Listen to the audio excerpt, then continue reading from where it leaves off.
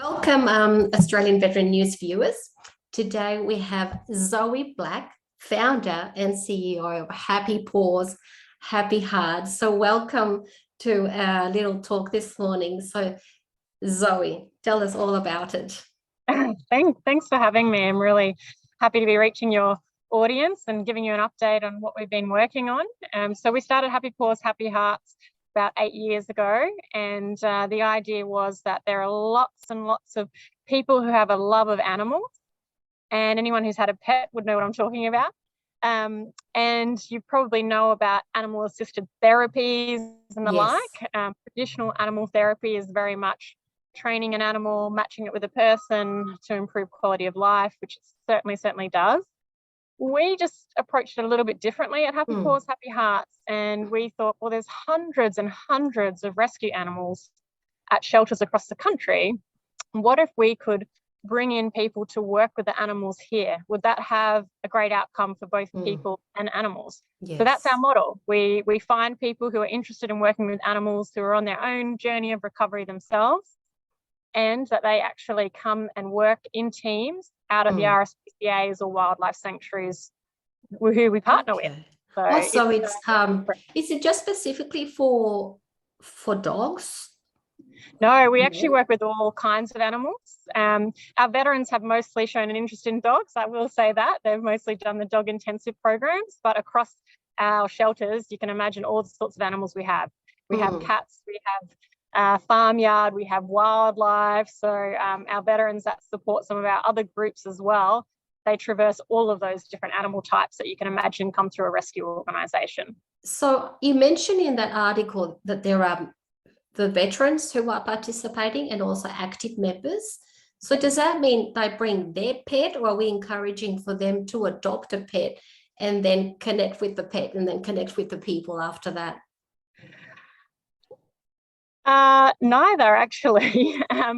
So mostly the traditional programs that our veterans would participate in, and we've got a few different variations, but the main one that veterans have been participating in, they come out in groups on their own. If they have an assistance animal, they're welcome to bring that assistance animal, but they're not actually part of the training program. So what they do as a team is that they go and work with rescue animals waiting in shelters. So they're training those dogs that are waiting to be adopted, and they're giving them really good socialization, really good training, very patient care. They give particularly patient care, our veterans. We love that about those.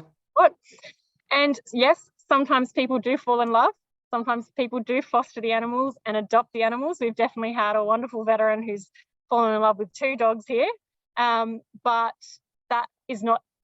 that's not just the extra bonus, I suppose. That's not kind of how the programs were set up. It really was about, hey, there's literally hundreds of dogs sitting at shelters. What if we could get people who were interested in that and are really good at that kind of work to work alongside our trainers, and we can give them a really interesting skill set that they can take forward. And do you have a lot of people participating? How many people are we talking about? Is it mainly males or females supporting? Both. We've actually really, in every veteran group that we've had go through, we've had a mixture of men and women, which has been lovely. Mixture of ages as well. Animals are just a universal interest point, I think. A lot of Australians love animals and have pets. So I think it really traverses all of those different age groups. And at the moment, we're working with a few hundred people every single week coming out to our 6 locations. So it is scaling. In our veteran space, as well as the individual programs, we're also trialling family programs. So we do have veterans come with their children, and that they're all together learning as a family about how to care for pets, which has been really amazing to see. That's the first time we run that program was this year, and it's been really terrific. And I imagine this is giving the opportunity for people to meet and have a chat, about the animals, about things that they might have experienced before. Or so, do you have any stories about that? So the main goal of our organisation is about creating those social networks that people re-engage with the social network and build those connections that feel natural and comfortable to them. So we definitely have those scenarios where we've had an individual who might be connected to other support organisations and others who have just been isolated at home. Mm. They come to work with the animals, and then they meet new people who have a shared understanding of their experience, but they also have so much to talk about because they're working Yes. collaboratively with the dogs and they're learning new things. Yes. And then it's really just a space where they can open up and forge those nice connections, and then those continue on beyond our programs, which is what we'd always hoped for. And how do you reach all these people? We go through a number of avenues. So we do have partnerships with rehab management, for example, who are helping veterans transition to workplaces, and they see our program as a way of, I guess, being the first step in that transition. So people might not be quite ready for work, but they want to re-engage in something each week, build that confidence up that they can make that commitment and get through a weekly session before they re-engage in work. We've also done work with Mates to Mates, with RSL. Obviously, these opportunities I always say yes to. Yes.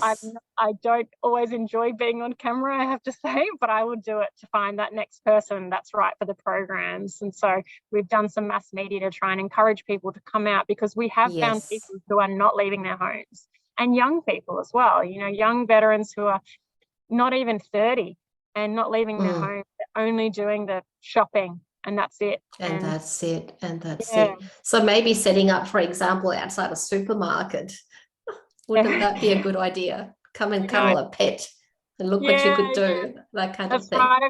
I've seen Legacy around the supermarkets. I should just follow where they're setting Maybe up. we'll get a pin. Yeah. Come and help with our puppies. And so one of my other questions, you talked about locations. So where exactly are you located? Yeah, so we locate with the RSPCA and other animal rescue organisations. So at the moment, we're in quite a few Queensland locations. We're in Brisbane, Wacol, which is sort of equidistant between Brisbane and Ipswich. We've got Brisbane Northside, Toowoomba, Mackay, and then we've got 2 locations in New South Wales as well. And soon to come online is Darwin, which we're very excited about. Oh, wow.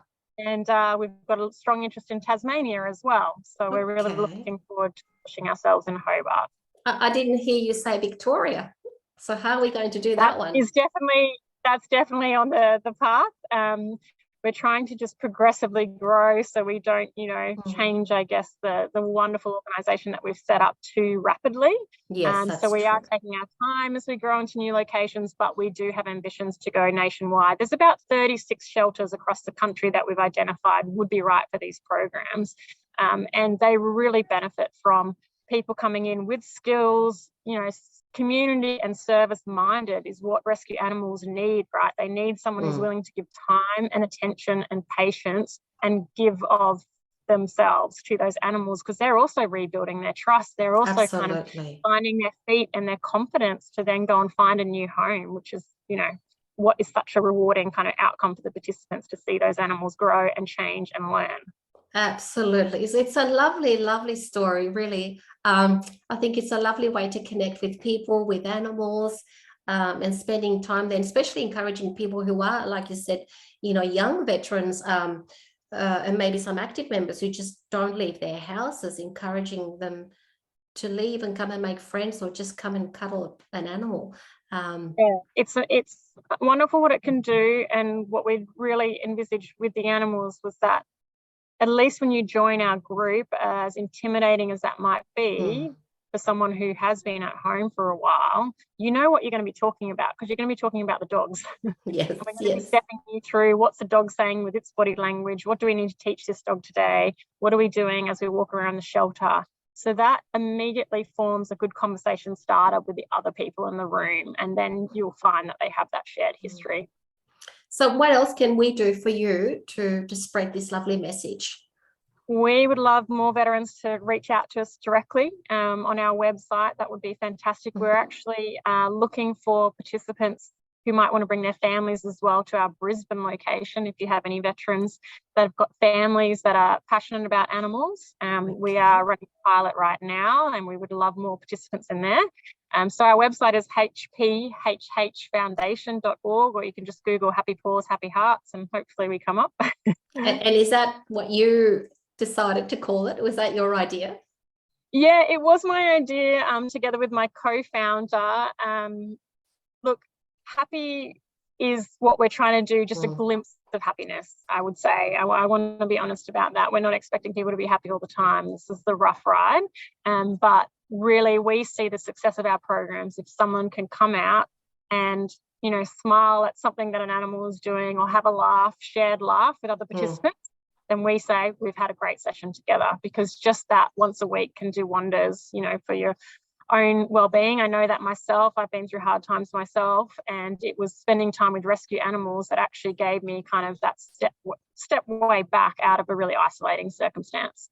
And you often read about, you know, how they lower your blood pressure. So That's imagine that with anxiety and stress. So certainly there's a lot to be gained. So many physical benefits. It also, you know, just touching an animal can get your endorphins going. And what our veterans interestingly say too about the training is, I'm sure a lot of veterans who are reaching out for support would hear, they'd hear a lot of talk about meditation and just being present. Yes. And that can get kind of tiring because it's a practice and you have to practice it all the time to get better and better at it, I suppose. Yes. But a lot of our veterans say, gosh, it is kind of meditative being with the animals, because you have to focus on them. You're watching them and you're trying to like read their language to make sure they're not too stressed and that you're giving them a really good outcome. So we do hear from our veterans that kind of actually becomes a really good practice for them, that they can sit and focus on the animal, and that kind of forms part of that meditation practice for them, which is lovely. Okay. So the big picture, just as we're ending our interview, where do you see yourself going with this? Two things, I suppose. I've already touched on that we'd like this program to go national. We would also really like a conversation to be sparked around the returning process, in that where we see ourselves is that we're part of returning people to life. Like, we're part of that confidence building. Start by engaging in something once a week, get new skills and get a social network, and that can do wonders for your well-being. And then we have people in a situation where they could possibly return to work. But at the moment, so many things are geared just to return to work. And then if people can't get to work, they feel this sense of failure. And we'd rather kind of start back where people are and take that step first before we go on that journey. So we would love a broader conversation about how we think about services, and how we can actually kind of see the whole picture and see the person, not just for the workplace in itself as an end to itself. There's a step for that. Yes. And I read, I did say one more thing. You're getting together again sometime very soon in Brisbane, the Ipswich area that you mentioned. When do you want to remind us of that date? I'm just trying to remember what you're referring to. It was coming up. You were getting together. There's a session coming up, or yes, the family session. Yes, I think it's that one. Yes, that's right. That's coming up now. So if anyone is interested in bringing, and they're in Brisbane and they can access the Wacol campus. Yeah, that one. Yes. A program for families or partners and families, and they are supported roles, so in a partnership with RSL Queensland, which is fantastic, and it's a pilot to showcase the outcome working with animals can have for families. So we're definitely interested in anyone who would like to put up their hand for that program. They can enroll right now with us. All right, sounds great. Thank you, Zoe, for your time. Really enjoyed having a chat with you. Thank you. It's a lovely story. Okay, have a great day. See you later. Bye-bye.